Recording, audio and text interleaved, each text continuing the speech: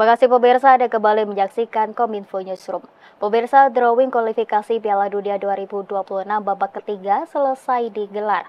Timnas Indonesia ditetapkan masuk ke grup C dengan lawan Cina, Bahrain, Arab Saudi, Australia, dan juga Jepang. Lalu bagaimana sebaiknya para penggemar sepak bola Indonesia ini dalam menyikapi hasil drawing yang telah ditentukan? Malam hari ini kita akan berbincang bersama pengamat sepak bola, Mas Maruf El Rumi. Selamat malam, Mas Maruf. Apa kabar, Mas? Selamat malam, alhamdulillah kabar baik.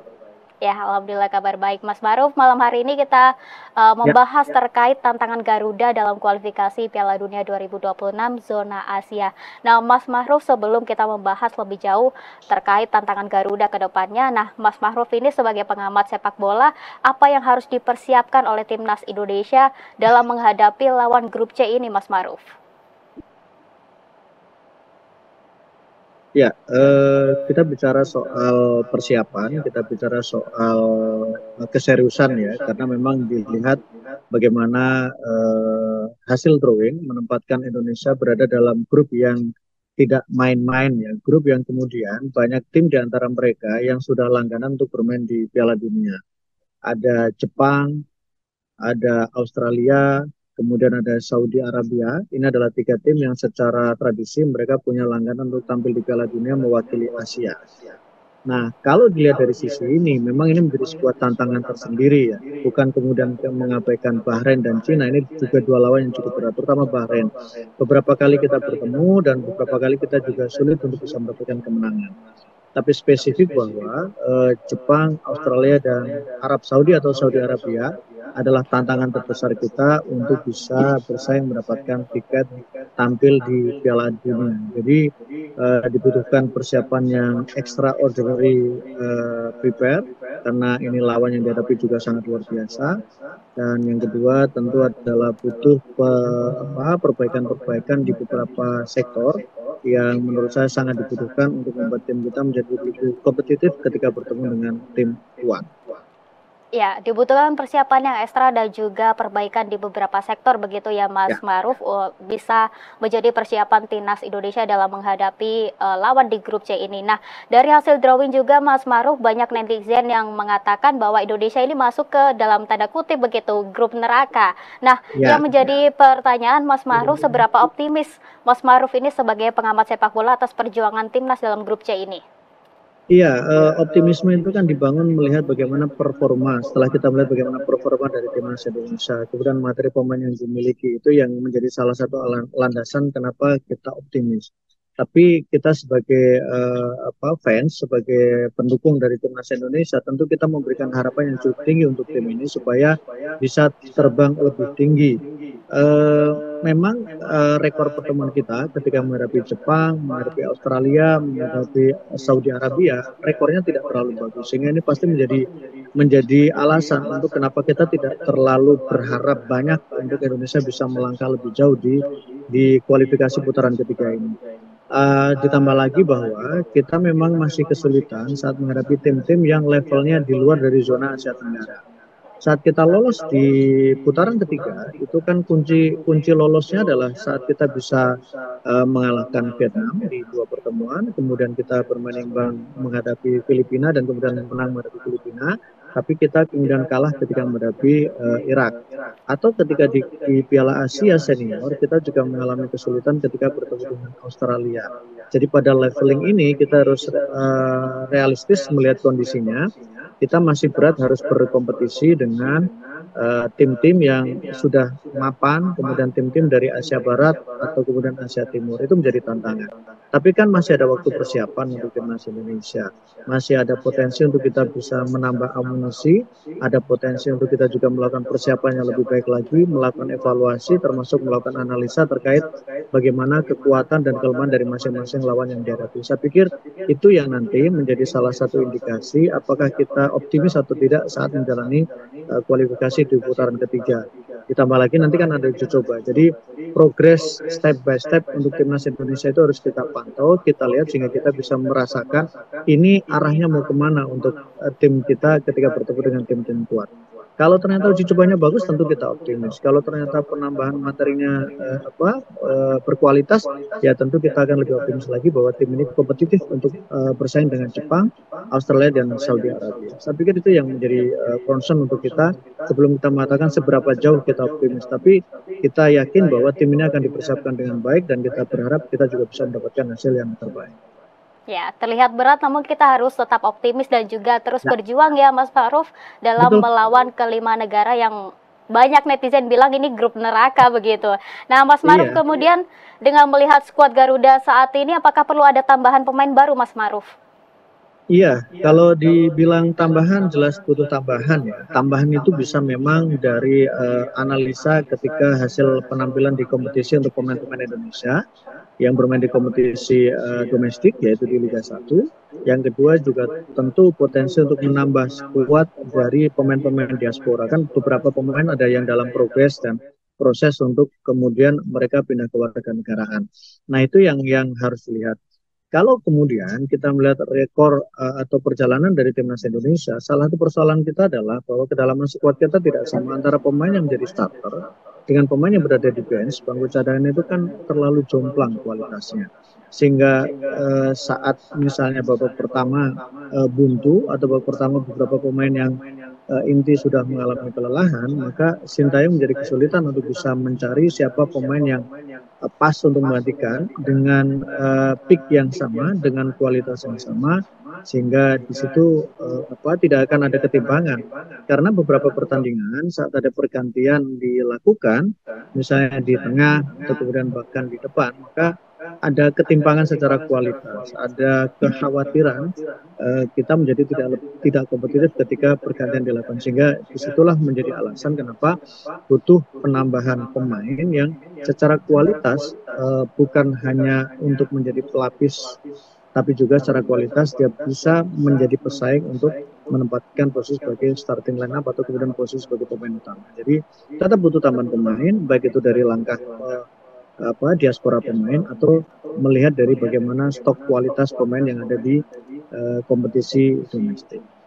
Ya, Mas Ma'ruf menilai timnas Indonesia ini butuh tambahan pemain begitu untuk memperkuat lini pertahanan Indonesia. Betul. Nah, kemudian Mas Ma'ruf dari pertandingan terakhir kemarin, apa yang perlu diperbaiki agar performa timnas Indonesia ini semakin baik? Pertama fokus itu menjadi penting.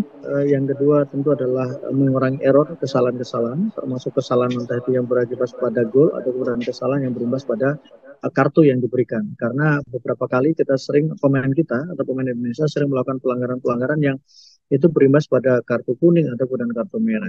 Sebenarnya kartu itu menjadi bagian dari sebuah permainan karena itu adalah langkah yang diambil seorang pemain ketika situasi-situasi memang dirasa perlu untuk melakukan foul. Tapi yang paling penting adalah jangan kemudian kesalahan remeh-temeh yang bisa berdampak justru bisa menghadirkan kartu merah.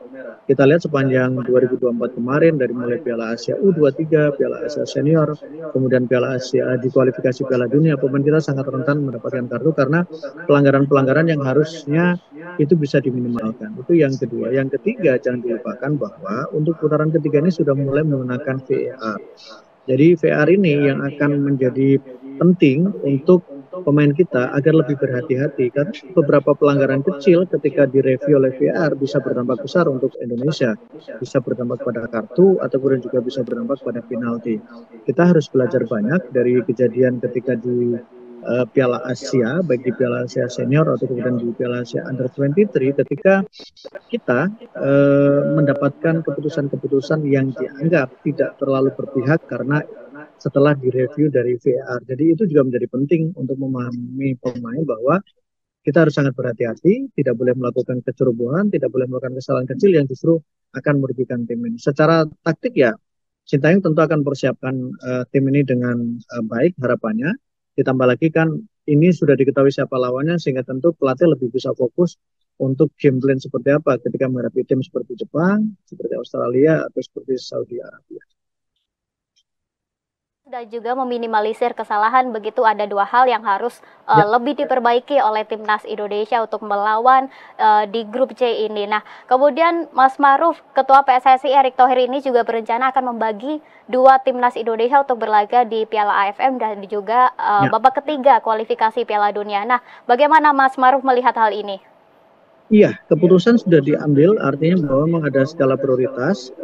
Kalau kita lihat sama-sama dekat sebenarnya, dekat artinya gini, bahwa ketika di Piala AFF itu kan juga potensi kita untuk bisa mengakhiri dahaga gelar juara Piala AFF ya, karena kita belum pernah menjadi juara di Piala AFF, kita hanya spesialis runner up dengan lebih dari 5 kali bahkan 6 kali kita menjadi runner up di Piala AFF. Tapi dengan jadwal yang berbarengan tentu harus dibagi energinya. Untuk tampil sampai ke putaran ketiga ini kan juga bukan persoalan mudah. Bukan kemudian ini persoalan yang didapatkan karena keberuntungan. Dan kalau kita bisa mendapatkan hasil yang baik di putaran ketiga kualifikasi Piala Dunia dan Asia, maka kita punya potensi untuk tampil di Piala Dunia. Kita sekarang ini menjadi relatif lebih dekat dengan Piala Dunia. Jadi wajar kalau kemudian federasi memberikan fokus yang berbeda dengan membagi pemainnya di Piala AFF dan kemudian di Piala kualifikasi untuk Piala Dunia. Yang paling penting adalah bahwa kita percaya dengan para pemain Indonesia, baik itu pemain yang berasal dari diaspora atau kemudian pemain yang memang mereka dibesarkan, lahir dan dibesarkan dari kompetisi internal. Jadi ini langkah yang cukup bijak yang supaya pemain juga fokusnya jelas, pelatih juga fokusnya jelas, dan pemain energinya tidak terkuras karena harus bermain di banyak turnamen dan di banyak pertandingan. Baik, kemudian terakhir Mas Maruf, PSSI dan juga PT Liga Indonesia ini baru saja menetapkan keputusan bahwa jadwal kompetisi Liga 1 tidak akan Ya. bertabrakan dengan agenda Timnas. Nah, selain itu juga ada ketegasan bahwa klub yang pemainnya dipanggil oleh Timnas wajib melepas pemain itu untuk pra Piala Dunia ini. Nah, bagaimana pendapat Mas Maruf dengan hal ini? Ya, sebenarnya tanpa ada regulasi seperti itu kan memang sudah harus berhenti. Karena ini kan agenda resmi FIFA. Jadi mau tidak mau memang klub harus mengirimkan semua pemainnya. Ketika itu masuk dalam agenda resmi FIFA, ya harus dikirim pemainnya. Karena kalau enggak, mereka bisa mendapatkan sanksi dari FIFA. Atau federasi bisa melaporkan klub yang klub atau pemain yang menolak untuk dipanggil dan klub atau pemain itu bisa mendapatkan sanksi langsung dari FIFA karena ini agenda resmi FIFA. Kalau kemudian ada jaminan bahwa memang jadwalnya tidak bisa atau tidak akan bertabrakan, sudah seharusnya karena memang sudah menjadi agenda resmi FIFA. Jadi agak aneh kalau dalam kondisi ada pertandingan FIFA kemudian tetap menggelar kompetisi. Tidak aneh sih karena Italia juga pernah melakukan itu, Indonesia sering melakukan itu. Tapi yang menjadi concern adalah jangan sampai ketika kalaupun bertabrakan, jangan sampai itu menjadi alasan klub untuk menahan pemain terbaiknya. Kan itu yang menjadi problem.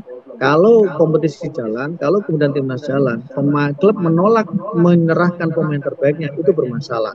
Sehingga saat PSSI mengatakan bahwa akan menghentikan kompetisi ketika timnas main, sudah seharusnya, sudah sewajarnya. Ketika pemain dan klub harus klub harus melepaskan pemain untuk tampil di timnas kualifikasi Piala Asia, itu sudah menjadi kewajiban klub untuk melepaskan pemainnya dan menjadi kewajiban pemain untuk memenuhi panggilan dari timnas. Karena kalau tidak, mereka bisa mendapatkan sanksi dari FIFA. Jadi bukan hal yang aneh, tapi yang aneh di kita karena kadang kita membenturkan antara jadwal timnas, jadwal resmi FIFA dengan jadwal kompetisi dengan apapun alasannya. Baik, baik tentunya Mas Maruf dengan ditentukannya Indonesia menjadi masuk ke grup C ini dengan melawan kelima negara yang dianggap netizen ini grup neraka begitu, kita tentunya Ya, terus berdoa dan juga terus mendukung begitu untuk timnas Indonesia dapat lolos ke tahap selanjutnya di babak ketiga kualifikasi Piala Dunia 2026. Baik, terima ya, kasih Mas Maruf El sama-sama. Rumi selaku pengamat sepak bola. Terima kasih Mas sudah bergabung bersama Dialog Kominfo Newsroom. Salam sehat. Terima kasih. Dan pemirsa, kami akan segera kembali dengan informasi lainnya. Tetaplah di Kominfo Newsroom.